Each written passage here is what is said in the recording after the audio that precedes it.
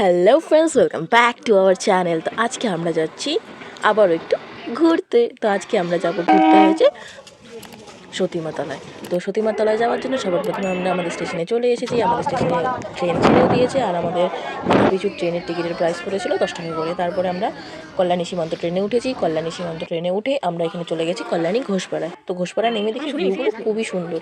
আমি যেন কী ভেবেছিলাম অন্তত 2-4টে নর্মাল যেরকম স্টেশন থাকে, নর্মাল স্টেশনের মতো এখানেও 2-4টে প্ল্যাটফর্ম হবে, বাট দেখি আমি তখন থেকে হা হয়ে গেছি, জাস্ট একটা প্ল্যাটফর্ম। তো তোমাদের খুবই সোজা, প্ল্যাটফর্মটা ফিনিশ করে এদিক দিয়ে হেঁটে তোমরা মেন রোডে উঠে পড়বে। আমরা এখানে শর্টকাট রাস্তাটা চুজ করেছিলাম। তো এদিক দিয়ে আমরা যাচ্ছি। যাওয়ার পরে তুমি যখনই মেন রোডটায় উঠবে তখনই এদিকে আশেপাশে অনেক টোটো, অটো রিক্সা রয়েছে। তোমাদেরকে বলবে যে কোথায় যাবেন, বা তোমরা যদি যেতে চাও তো সতীমাতলায় নিয়ে যাবে। পার পার্সন 20 টাকা করে নিতে পারে।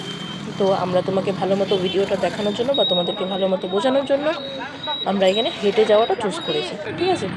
তো হেঁটে যাওয়ার পরে সবার প্রথমে এদিকে এটিএম পড়ে, তারপরে এখানে তোমার কল্যাণী কলেজ পড়ে, ঠিক আছে? তো এখানে তোমাদেরকে সেই রাস্তা একটাই, রাস্তাটা খুবই সোজা, সোজা হেঁটেই যেতে হবে, হেঁটেই যেতে হবে। তারপরে এখানেও একটা কী রয়েছে তোমরা দেখে নেবে পজ করে।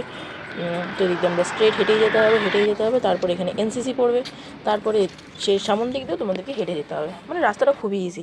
তারপরে এখানে একটু তোমাদেরকে লেফট নিতে হবে। লেফট নেওয়ার পরে তোমরা এখানে দেখতে পারবে যে সতীমার এখানে মূর্তি রয়েছে, আর বিবরণ এখানে দেওয়া রয়েছে। তারপরে একটা গেট পড়বে, সেই গেটের পরেই তোমরা এখানে দেখতে পারবে যে মায়ের মন্দিরের শীষ দেখা যাচ্ছে। তো আমরা হাঁটতে হাঁটতে ফাইনালি মায়ের মন্দিরে পৌঁছে গেছি। আর মায়ের মন্দিরের সামনে এখানে 2-3টে ডালার দোকান রয়েছে। তোমরা যদি পুজো দিতে চাও তো এখান থেকে ডালা কিনে নিতে পারো, ঠিক আছে? তো এখানে তোমাদের মন্দিরের একটা স্পেশাল জিনিস আমি জেনেছি, তুমি যদি একজনও যাও তাও তুমি মায়ের ওখানে পুজো দিতে পারবে, পুরোহিত এসে তোমাকে পুজো করিয়ে দেবে। তারপরে এখানে এটা হচ্ছে সেই ডালিম গাছটা যেখানে মানুষের মানসকামনা পূরণ করার জন্য আসে, আর একটা ঘোড়া বেঁধে যায়, মাটির ঘোড়া।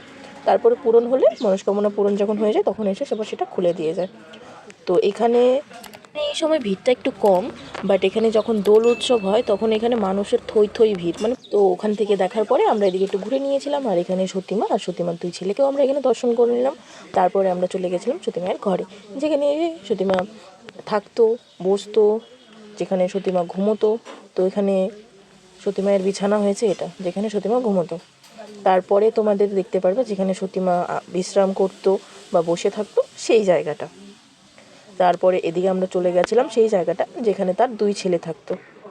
এই যে এখানে হয়েছে তার 2 ছেলে থাকতো। তোমাদের এই ভিডিওটা কেমন লাগলো আমাকে অবশ্যই জানাবে। আবার দেখা হবে নতুন ভিডিওর সাথে। Bye bye, tata.